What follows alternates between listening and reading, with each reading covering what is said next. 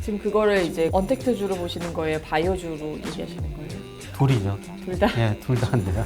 안녕하세요. 주코노미TV 허란 기자입니다. 김영익 서강대 경민 교수님 모시고 말씀 나누겠습니다. 안녕하세요. 예, 안녕하십니까. 네. 그 최근에 금값 상승 흐름을 보고선 이게 혹시 인플레이션의 조짐은 아닐까라고 의견을 보이시는 분들도 계세요. 나중에 뭐 너무 그 선반영한다 그렇게 볼 수가 있는데요. 뭐 저는 작년 하반기부터 계속 금 좀 사십시오 이런 말씀을 드리고 있고, 예, 저도 금 ETF 투자를 많이 했거든요. 그런데 제가 지금까지 금을 산 이유는 두 가지 이유 때문이었습니다. 장기적으로 달러 가치가 하락할 것이다. 최근에 달러 가치가 하락하고 있거든요. 예, 그 다음에 전 세계가 엄청난 돈을 풀고 있어요. 소위 마샬 K라고 그러는데 통화량 M2를 명목 GDP로 나눈 건데요. GDP에 비해서 지금 돈이 엄청 늘어나고 있거든요. 이 두 가지가 지금 금값 상승을 주도하는 겁니다. 그런데 돈을 워낙 많이 풀다 보니까 앞서 말씀드렸습니다만 언젠가는 인플레가 발생하거든요. 인플레가 발생하면 해지 수단으로서 또 금이죠. 그래서 저는 작년 하반기부터 최근까지 금값이 많이 올랐습니다만 큰 흐름 보면은 큰 흐름에서 상승 국면이 지금 초기다.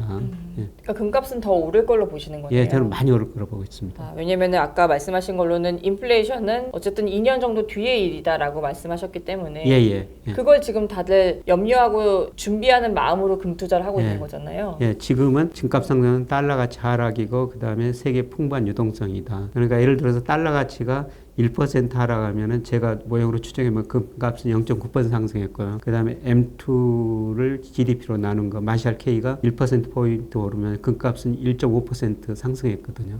근데 하지만 달러 가치가 마냥 하락하진 않을 거 아니에요. 글로벌 금융시장이 어려워지면 다시 일시적으로 달러 가치가 상승할 텐데요. 근데 저는 추세적으로 장기적으로 달러 가치가 하락이다. 이렇게 지금 보고 있습니다. 그래서 계속 그 금 투자를 권유했고 실제로 저 투자해 왔습니다. 세계 경제에서 차지하는 미국 비중하고 달러 가치하고 거의 같은 방향으로 움직이고 있는데요. 지금도 미국이 세계 차지하는 비중이 25%, 4분의 1을 차지하고 있어요. 근데 2001년에 32%에서 지금 25%, 그 다음에 IMF가 2024년까지 전망했는데 22%, 계속 추세적으로 하락이라는 거거든요. 미국 비중. 미국 비중 하락은 달러 가치 하락을 의미합니다. 중국 증시 하면은 제일 먼저 떠오르는 교수님. 중국 증시에 대해서 좀 여쭤보려고 하는데요. 예. 제가 좀 몇 년 전부터 여러 책을 내면서 올 상반기에 중국 주식 사가지고 크게 보면 국부를 이루고 부자가 되자 이런 주장을 해왔었습니다만은 아직은. 예, 지금 좀 올 하반기쯤이라고 말씀을 드렸는데요. 뭐 과연 중국 경제가 어떻게 될지 지금 많이 지켜보고 있습니다. 이유는 아마 이제 미중 갈등이 좀처럼 매듭이 풀리지 않아서인 거죠. 예. 미중 갈등이 좀처럼 대통령 선거 앞두고 조금 더 심화될 수 있어서 조금 더 조심스럽게 지켜보고 있고요. 올 하반기에 중국 주식을 사가지고 부자가 되는 자 이런 말씀을 계속 드리고 있습니다. 제가 그렇게 말씀드렸던 거는 중국이 구조조정을 거치고 나서 이제 성장률이 안정 성장기에 들어설 것이다. 과거처럼 중국이 9 내지 10% 성장하기는 굉장히 힘들고요. 이제 중국 경제도 저는 앞으로 4 내지 5% 성장하리라고 보고 있거든요. 근데 질적으로 개선될 것이다. 그동안 투자 중심에서 소비 중심으로 제조업 중심에서 서비스 비중이 상대적으로 높아지면서 질적 성장을 할 것이다. 그 가운데 중국의 내수 1등 기업들이 이익을 많이 낼 것이다. 중기적으로는 위안화 국제화를 포함한 금융강국을 해주고 있어요. 금융강국 되려면 자본시장, 외환시장, 금융산업 다 개방해야 되거든요. 지금 금융시장은 거의 완전히 개방했습니다. 작년에 은행을 외국인들한테 완전히 개방했고요. 올해 보험사, 자산운용사, 증권사까지 다 개방해버렸습니다. 아직 반등 기미가 막 본격화되지는 않지만 환율 측면에서 보면은 약간 저점 구간이지 않을까 생각은 들어요. 위안화 환율 측면에서 봤을 때. 위안화 환율이 지금 7.06달러 여기서 움직이고 있는데 1달러당 7.06. 근데 여기서 조금 더 오를 수는 있어요. 근데 저는 장기적으로 달러 가치 하락이고 위안 가치 상승이라고 보고 있거든요.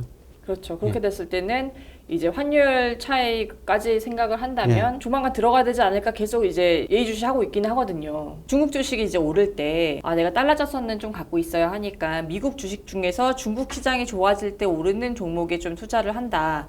이렇게 생각하시는 분들은 어떤 종목을 좀 눈여겨봐야 될까요? 중국이 앞으로 소비 중심으로 성장하니까요. 중국의 1인당 국민소득이 작년에 10,000달러를 넘었습니다. 10,000달러를 넘으면 본격적 소비 주체로 등장하거든요. 과연 미국 기업들이 중국 가가지고 중국 소비자들한테 뭐를 팔 수 있을 것인가? 그리고 우리 기업들이 중국 소비자들한테 뭐를 팔 수 있을 것인가? 과거에는 값싼 제품을 팔았는데요. 중국 값싼 제품은 중국 지네들이 다 생산해 버리거든요. 그러니까 중국 조금 소득이 높은 소비자들한테 미국 기업, 우리 기업이 뭐를 팔 수 있는가?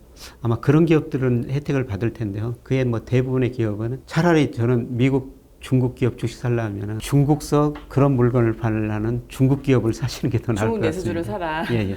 근데 중국 주식에 대해서 염려하시는 분들이 워낙 많아가지고 뭐 기업에게 불투명하고 사실 우리 기업들이 중국 가가지고 뭐 크게 성공하는 기업들이 없어요. 근데 저는 기업화해서 앞으로 그 중국 가서 성공하기는 힘들 것 같고요. 대신 중국 잘하는 기업 주식을 사가지고 우리가 돈을 벌어야 된다는 거거든요. 반대로 국내 상황을 보면 이제 중국이랑 국내 기업들은 진짜 경쟁 관계에 있는 곳들이 많잖아요. 그래서 지금까지는 이제 중국에서 우리 기업의 물건들을 많이 사줬지만 자국의 물건으로 대체돼서 국내에서는 이제 주가가 조금 하방 압력을 받는 종목들이 생기지 않을까. 그렇죠. 그래서 대표적인 게 뭐 디스플레이 같은 게 중국이 많이 따라와 버렸고요. 더 싸게 많이 생산했고요. 제가 얼마 전에 우리나라가 대표적인 화장품 회사 뭐 회장, 사당자 임원들 대상으로 강의를 한 번 했어요. L 아니면 A. A라는 회사인데요. A. 근데 중국에 그동안 정말 많이 팔았거든요. 그쵸. 근데 화장품이라는 게 유통망이 굉장히 중요하답니다. 그러니까 중국 화장품 회사들이 옛날 제가 어렸을 때 정확한 표현인지 모르지만 구루무 장사라고 있었거든요. 크림. 드라마에서 봤어요. 예. 그거를 그 집집마다 가지고 팔았는데요. 중국 화장품 회사들이 그걸 한다는 것이죠. 아 진짜요? 예. 반판을 하고 있는 거예요? 예. 그리고 이제 화장품이라는 게 아주 특별한 화장품 외에는 거의 질적인 차이가 별로 없다고 그러네요. 기술 발전이 이제 워낙 되다 보니까 예. 그래서 웬만한 화장품은 뭐 비슷하게 중국서 생산한다는 겁니다. 그래서 그 회사에서 상당히 좀 고민을 하고 있더라고요. 중국에서 이제 그 집단 관광이 해제가 돼서 이제 관광객들이 다시 몰리게 되면 국내에서는 수혜보는 종목들도 생기겠네요. 그냥 고급 소비재야 될 겁니다. 고급 예, 소비재. 중국에서. 예.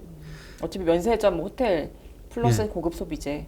그리고 이제 제일 좀 문제되는 게 사실 반도체죠. 중국 제조 2025라고 그러는데요. 그게 뭐냐면은 2025년까지 중국이 자기들이 그 수입하는 핵심 소재 70% 이상을 자기들이 생산하겠다는 거. 거기에 반도체가 들어가 있어요. 근데 요새 미중 무역 전쟁하면서 미국이 굉장히 규제를 많이 하고 있지 않습니까? 근데 중국이 엄청나게 반도체 투자를 하고 있어요. 그러니까 투자 과잉은 이제 디폴트 옵션이 된 거예요. 예, 그렇죠. 네. 예, 그래서 우리 삼성전, SK, 하이닉스가 정말 좀 많은 투자를 해가지고 앞서가고 있습니다만은 얼마 전에 그 한 신문 보니까 중국이 삼성전자를 1년 뒤 따라오고 있다.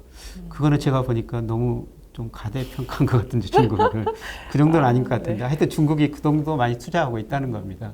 중국이 세계 반도체 수의 50% 이상을 차지하고 있거든요. 근데 머지않아 교란을 시킬 겁니다. 자기들이 생산하는 거를 조금 질은 낮지만은 싸게 팔면서 중국 기업들한테 또 그걸 사라고 그러면서 아마 반도체 시장에 교란을 시키기는 시킬 거예요. 근데 저는 세계에서 그 가장 중요한 생산 요소가 그동안 원유였었는데 근데 이번 코로나 사태로 원유 수요는 상대적으로 줄어들면서 이미 그 수요가 그 둔화되기 시작했었습니다. 그 이전부터 반도체가 가장 중요한 생산 요소라고 생각하거든요. 어디 반도체 안 들어가는 데가 거의 없죠. 제4의 생산 요소.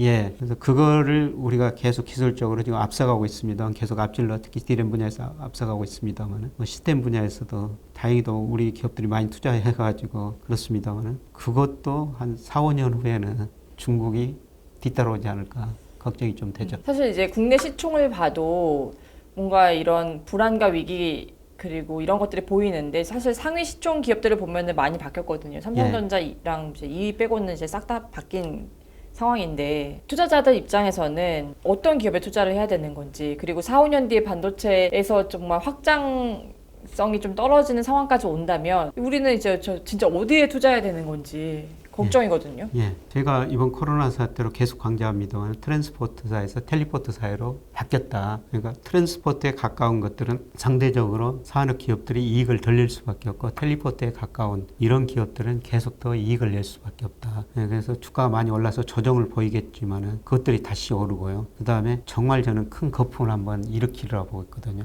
새로운 혁신이 없을 때 기존의 혁신으로 돈이 몰려가지고 늘 거품을 만들었어요. 근데 최근 6월 달까지 그런 주식들이 많이 올랐는데 이게 정말 거품인가? 진짜 거품은 아직 아닌 것 같거든요. 저는 다음 거품이 한번 남아있다고 보고 있습니다. 지금 그거를 이제 언택트주로 보시는 거예요? 바이오주로 얘기하시는 거예요?